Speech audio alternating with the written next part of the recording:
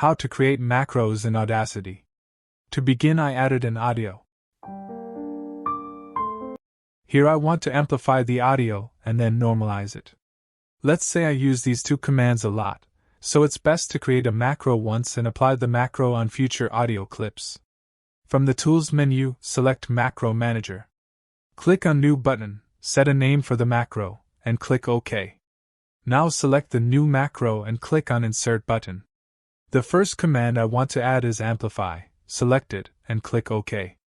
Now double-click on the amplify command, or select it and click on Edit button. Here we can change the parameters of this command. I set it to 17.1 and click Apply. Now click on Insert button again.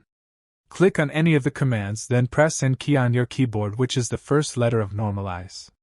Select the normalize command and click OK. Select the normalize command and click on Edit button. Here I normalize audio by -1 dB.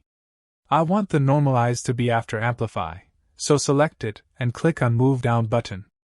Once you're happy with the macro, click on the Save button and close this window. Now to apply the macro, click on the left side of track to select all the clips, then go to Tools, Apply Macro, and select your macro. Now both amplify and normalize commands are applied to my audio.